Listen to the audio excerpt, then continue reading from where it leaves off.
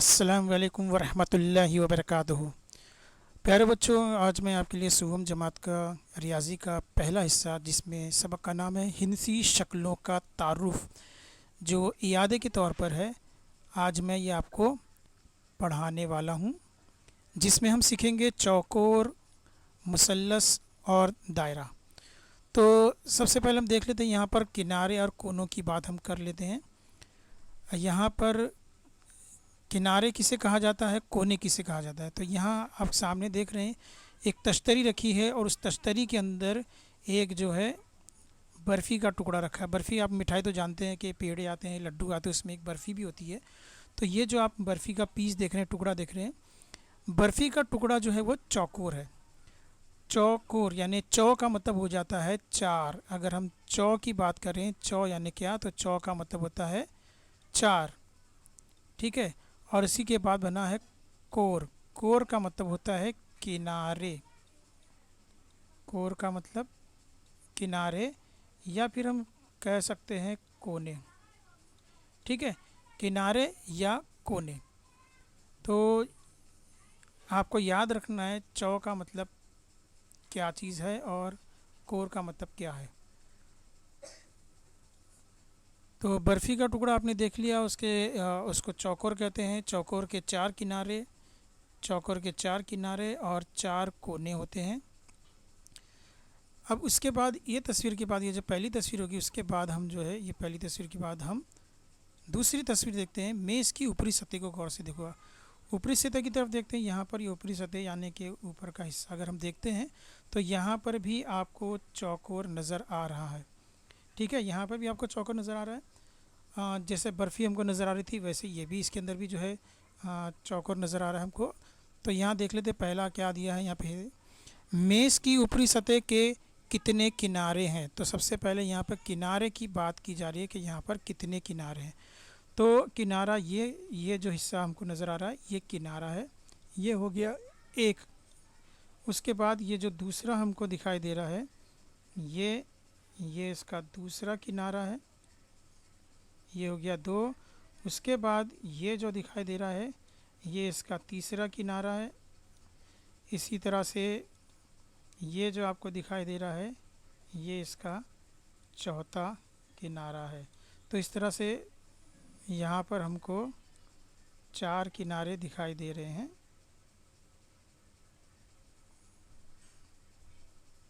हमने पहला किनारा देखा, यहाँ पर दूसरा किनारा देखा, तीसरा किनारा देखा और ये चौथा किनारा है। तो इस तरह से मेज़ की सतह पे कितने किनारे हैं, तो हमको उसका जवाब मिल गया कि यहाँ पर हमको कि चार किनारे हैं। टोटल कितने किनारे हैं, तो चार किनारे हैं। अब उसके बाद दूसरा अगर हम सवाल देखें, तो दूसरा दिया है यहाँ पर, मेज़ की ऊपरी सतह के कितने कोने हैं। तो यहाँ पर कोने की बात कर रहा है, तो हम देखते हैं कोने कितने हैं। तो ये जो हमको हिस्सा नज़र आ रहा है, ये हो गया पहला कोना, ये जो दूसरा है, ये दूसरा कोना, ये तीसरा कोना और ये हो गया चौथा कोना। तो यहाँ पर जवाब आएगा कोने कितने हैं, तो ये भी आएगा चार। अब उसके बाद तीसरा सवाल है, मेज़ की ऊपरी सतह की शक्ल कौन सी है। तो जाहिर सी बात है, जिसके चार किनारे हमको नज़र आ रहे हैं, जिसके चार कोने नज़र आ रहे हैं, तो वो बेशक कौन सी शक्ल हो सकती है, तो वो चौकोर हो सकती है, जिसमें चार कोने चार किनारे हो। तो हम यहाँ लिख देते हैं चौकोर। ठीक है, थोड़ा मिटा लेते हैं, सही से कर लेते हैं इसको, चौकोर। तो अब यहाँ पर हमने इतना समझ लिया कि किनारे और कोने क्या चीज़ है।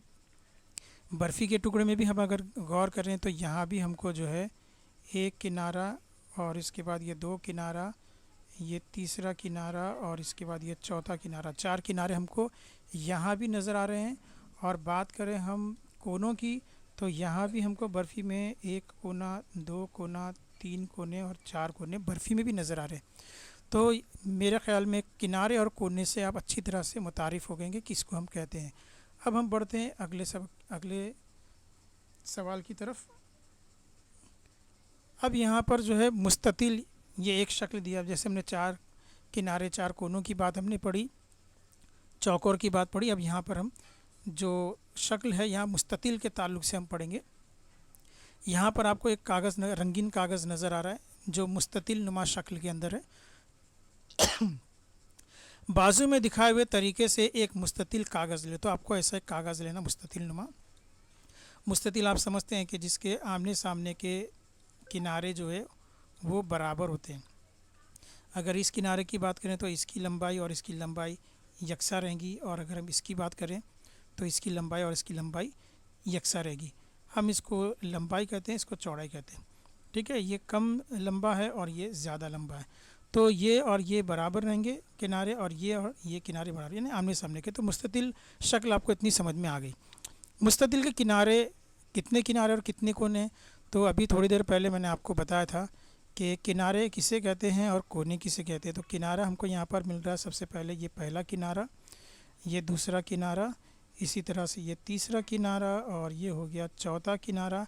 अब बात करें कोने की, तो ये हो गया पहला कोना, ये दूसरा कोना, और ये तीसरा कोना, और ये चौथा कोना। इस तरह से 4 कोने यहाँ पर हो चुके हैं। अब उसके बाद देखते हैं, अब आमने सामने के किनारे एक दूसरे से जुड़ने के लिए कागज़ को इस तरह बीचों बीच में तय कर लो। तो अब यहाँ पर इस जो किनारा, ये जो किनारा हमको नज़र आ रहा है, इस किनारे को हमें क्या करना है, जोड़ना है उसके सामने वाले किनारे से। यानी कि क्या करना है, ये वाला जो लंबाई वाला ये वाला किनारा जो है, इस किनारे को हमें इस किनारे से मिलाना है। तो जैसे हम मिलाएंगे, यहाँ हमको बीच में एक लकीर नज़र आएगी। ठीक है, मिलाने के बाद फिर ये शक्ल ऐसी हो जाएगी। फिर हमें क्या करना है, इस किनारे को इस किनारे से हमको मिलाना है। यानी पहले हमको लंबाई वाला किनारा मिलाना है, उसके बाद चौड़ाई वाला किनारा मिलाना है। अब देखते हैं यहाँ पर, देखो ज़्यादा लंबाई का किनारा सामने के किनारे से ठीक ठीक जुड़ जाता है। अगर हम ये वाले किनारे को ये वाले किनारे से जोड़ेंगे तो बिल्कुल दोनों की लंबाई, यानी कि जितनी लंबाई है दोनों की बराबर बराबर मिलती है। ऐसा नहीं कि एक इधर एक की लंबाई यहाँ ज़्यादा हो रही है और एक की लंबाई कम हो रही है। जब दोनों को मिलाते हैं तो दोनों की लंबाई बिल्कुल एक जैसी आती है। इसी तरह कम लंबाई का किनारा मुकाबिल सामने के किनारे से ठीक ठीक जुड़ा था। अब ये जो है, इसको हम, जैसे मैंने आपको चौड़ाई बताया, तो इसको हम कम लंबाई वाला किनारा भी कह सकते हैं। तो आपको सिर्फ ये याद रखना है कि ये कम लंबाई वाला किनारा है। तो ये कम लंबाई वाला किनारा जो है, इसको, इस किनारे को हम ये सामने वाले किनारे से जब जोड़ते हैं तब भी हमको ये दोनों की कम चौड़ाई वाली जो लंबाई है, हमको ये कम लंबाई वाला जो हिस्सा है वो इस कम लंबाई वाले हिस्से के बिल्कुल बराबर में आता है। यानी अगर सीधी सीधी बात की जाए मुस्ततिल में, तो ये लंबाई इस लंबाई के, ये लंबाई जो है वो इस लंबाई के बराबर है। इसी तरह से कम लंबाई वाला ये हिस्सा इस कम लंबाई वाले हिस्से के बराबर है। इतना आपके समझ में आ गया होगा। तो मुस्ततिल के मुकाबिल के सामने के किनारे मसावी लंबाई के होते हैं, यानी आमने सामने के। अगर इस लंबाई की हम बात करें तो ये भी इसके बराबर है, और अगर इस लंबाई की बात करें जो कम लंबाई वाला हिस्सा है, तो ये भी एक दूसरे के सामने बराबर बराबर है, और इसी को हम मुस्ततिल कहते हैं। आगे बढ़ते हैं हम। अब यहाँ पर इसके बाद हमारी जो अगली शक्ल नज़र आती है वो है मुरब्बा के ताल्लुक़ से। ये सब हम इसी शक्लों के तारुफ में पढ़ रहे हैं। मुरब्बा जो है वो क्या चीज़ है, हम देखते हैं। यहाँ पर आपको एक तस्वीर नज़र आ रही है, ये रुमाल है। आप सभी लोग जो है रुमाल इस्तेमाल करते हैं। आपके अब्बा के पास भी है, अम्मी के पास भी है, आपके पास भी रुमाल होगा। और रुमाल रखना भी चाहिए, क्योंकि कभी छींक आती है ना, नाक बहती है, तो हमारे साथ में रुमाल होना चाहिए। हाथ पोंछने के लिए भी रुमाल काम आता है। तो ये रुमाल आप लोग इसको अच्छी तरह से जानते हैं। तो अब इसके बारे में देखेंगे कि इसमें क्या ख़ास बात बताई जा रही है।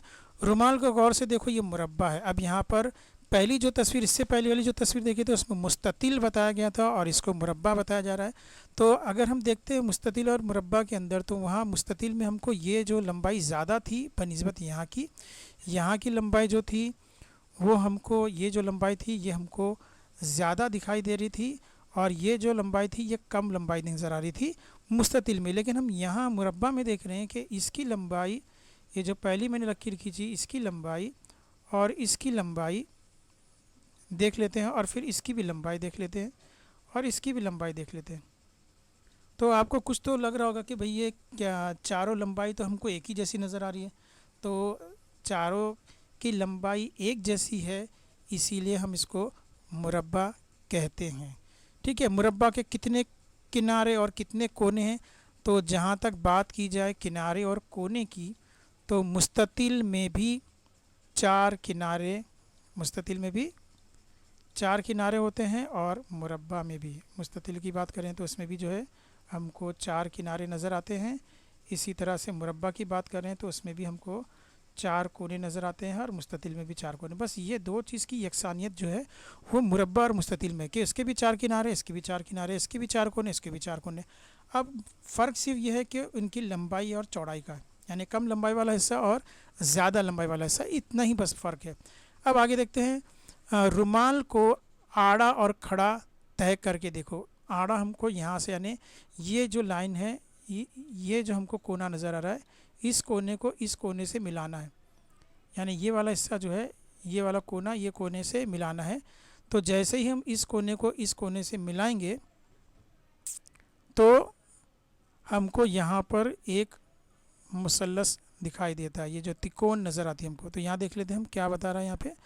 रुमाल को आड़ा और खड़ा तय करके देखो, यानी आड़ा भी ऐसा भी करके देखो, ऐसा भी करके देखो। आपको जो है, जैसे मैंने पहले भी बताया कि जब हम मुस्ततिल में हमने किए थे, वैसे ही हम यहाँ पर ये वाली लकीर, थोड़ा मैं आपको अच्छे से ड्राइंग करके बता देता हूँ ताकि आपकी बात समझ में जल्दी से आ जाए।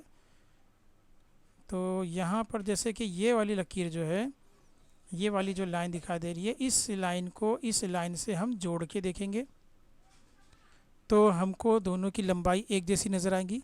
फिर हम ये वाली लंबाई को ये लंबाई से जोड़ के देखेंगे तो ये भी एक जैसी नज़र आएगी।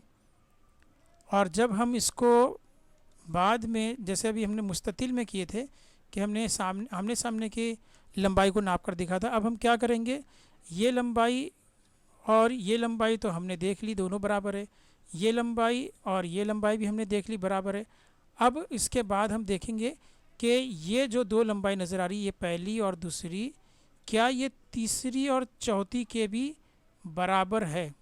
ये जो दो लंबाई है, पहली और दूसरी, ये तीसरी और चौथी लंबाई के भी बराबर है या नहीं। तो वो देखने के लिए हमको क्या करना पड़ेगा, जैसे मैंने पहले बता दिया था कि ऐसे हमको मोड़ना है, यानी कि ये दो लंबाई से मिलेगी, यानी ये वाली तीसरे नंबर की जो लंबाई है ना, वो ये दूसरे नंबर की लंबाई से मिलेगी, और ये चौथे नंबर की जो लंबाई है वो पहले नंबर की लंबाई से मिलेगी।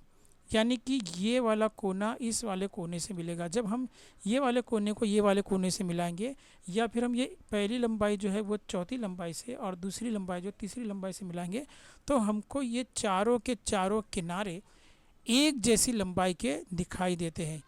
तो यहाँ सवाल दिया है कि क्या मुकाबिल के किनारे मसावी लंबाई के हैं, तो हमको जवाब लिखना रहेगा बिल्कुल जी हाँ, इनके चारों किनारों की लंबाई एक जैसी। हमने एक नंबर को 3 नंबर से मिला के देखा, 2 को 4 से मिला के देखा, फिर 2 को 3 से भी मिला के देख लिया और 1 को 4 से मिला कर देख लिया।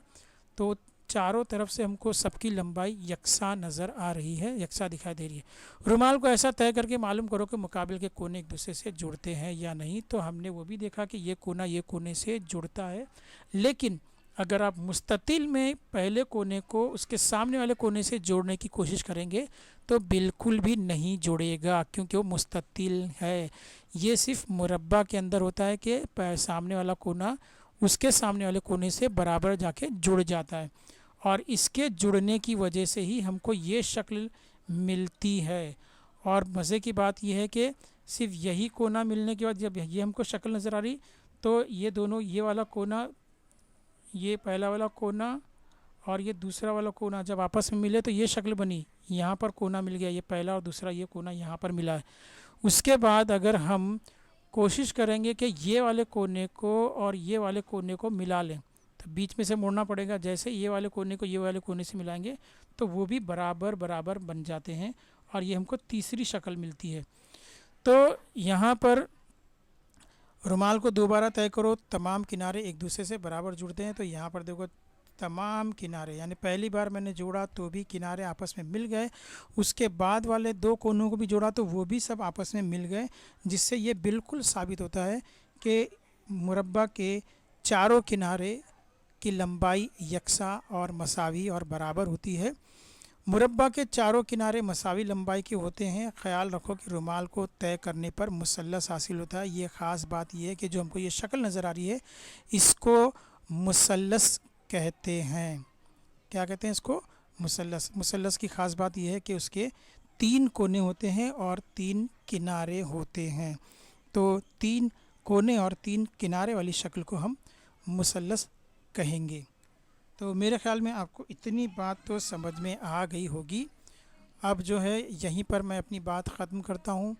तो इस वीडियो को आप ज़्यादा से ज़्यादा लाइक करें, शेयर करें और सब्सक्राइब करें चैनल को। इसके बाद के भी मैं वीडियो आपके लिए लाता रहूँगा। तब तक के लिए अल्लाह हाफ़िज़।